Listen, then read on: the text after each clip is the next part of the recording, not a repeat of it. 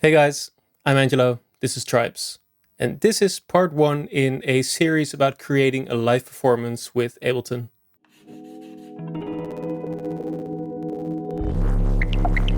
I have a few shows coming up and only 3 weeks to prepare for the first one. What I know is I'll be on stage by myself, singing and playing mostly original songs. I have to decide which songs to play, how I'll arrange them, and how I transition between them. I'll also need to figure out what gear to bring and what instruments to play. This series will follow my journey in building that perfect live set. There's a million ways to do any of this, and essentially we're starting with a blank page. The first thing we need is a goal, a direction, a mission statement. The simplest way to perform a live set is press play, then sing. On the other side of the spectrum is using Ableton to sequence like 20 live hardware synths. We're looking for the Goldilocks amount in between. I want to perform electronic music by myself, live on stage, and make it feel like you're watching a band. What does feel like a band mean? Well, that's a subjective thing, but there's a few elements that I find important. Intensity, improv, live playing, and live effects. Intensity and improv are sort of similar but fundamentally different. If you play an acoustic instrument in a band, you automatically adjust to the room you're in. If you play an arena, you'll hit the drums way louder than you would in a living room concert. You might bring another snare drum, a different guitar amp, find a way to dampen your instrument. When you play an Ableton set, even if you bring a stack of synthesizers, these things are more difficult to control. At the very least, you'll need to prepare ways to react to the room and vibe, which we'll get into shortly. Improv is literally that, improvisation, whether it's a pre-planned part of a song, like a solo, or building something from scratch live, but also improvising a set list. If I play a show and notice the crowd needs some energy, I want to be able to skip a ballad. Maybe then I'd play a cover song with a more energetic 4-on-the-floor type beat. Live playing or singing kind of speaks for itself, but there's all kinds of fun stuff we can do with Ableton or live electronics. Adding and pre-programming effects, harmonizers, doing live looping, switching presets. We'll get into that soon. And lastly, live effects. If you've been following me for a while, you may have seen my series of micro jams where I use guitar pedals to jam with a variety of players and instruments. I want the same thing when playing solo, so we'll get into what pedals and plugins I like for that soon.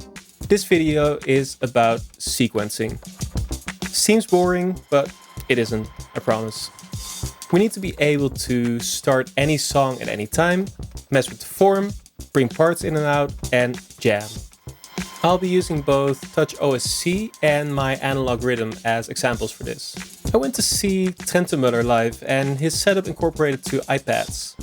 What struck me is not just how intuitive the touchscreen interface is, but also you can build your own perfect controller. And not just one, you can change the complete layout on a per song basis. First, I'll show you how to launch a song using TouchOSC. Here's my Ableton set. Looks kinda messy, but it's a work in progress. So we essentially need TouchOSC to press this button for us. This is the interface to create your own layout. What we need for now is a menu to switch layouts for every song. This is called a pager. A knob to press play for every song.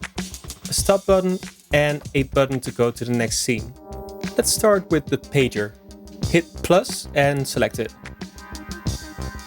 Size it to take up only part of the screen, because we'll want some general controls as well. I want to keep page 1 open as a menu. Let's use page 2 to control my song Blood Flow. With the pager selected, go to the Inspector tab, which you can open with this button. Page 1 will be menu, page 2 will be Blood Flow. You can actually set it up so that the song will automatically start playing when you select the page, but since that might mess me up in the future, I decided against that. If you double tap the page, it'll open and you can insert some buttons. Let's add a play button. Plus, button, then we'll make it a triangle so it somewhat more resembles play. I'm keeping tabs on my MIDI commands in a spreadsheet since I trust that more than the index function. Channel 16, note 5 will be Blood Flow. Then we hit this button up here to open the layout. Hit Command M in Ableton for MIDI mapping, select the scene and hit our new play button. And It works.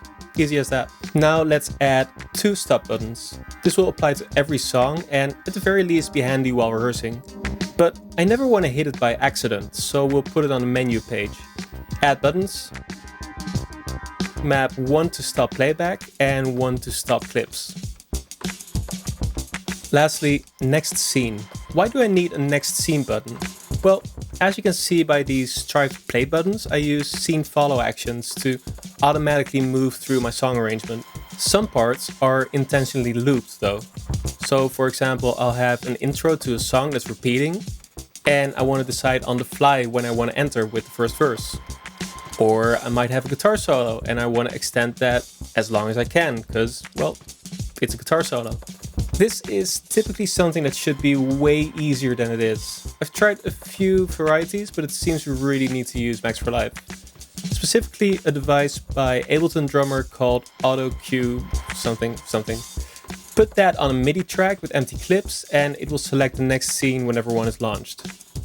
Then we map a button in TouchOSC to play. Now, whenever you hit next scene on the iPad, we will go to the next part of the song when the bar ends.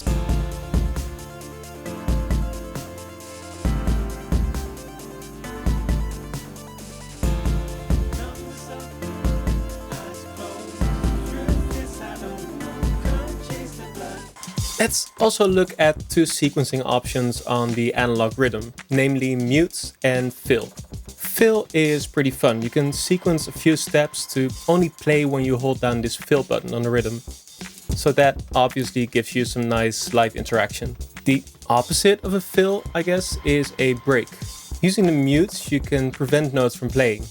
So instead of cutting off a sound by muting the audio, it actually stops the note from playing.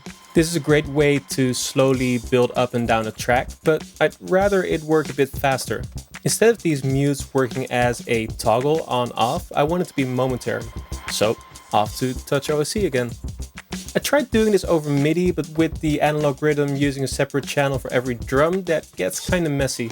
Luckily, the rhythm has a great plugin companion to control it, so we'll map our MIDI controller to that. Let's just mute only the kick, snare and rim shot. So hit configure to make those mappable, go to the kit page and click the mutes for the right channels. On the iPad, we'll make a new button and call that break. Then we go into MIDI mapping again, map it to the mutes and off we go.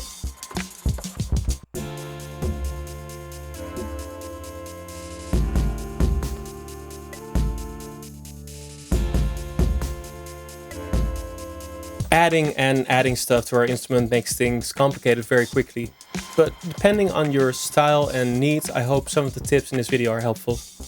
I have more videos on the subject lined up for the coming weeks, so hit subscribe and maybe even a little bell icon if you want to stay up to date.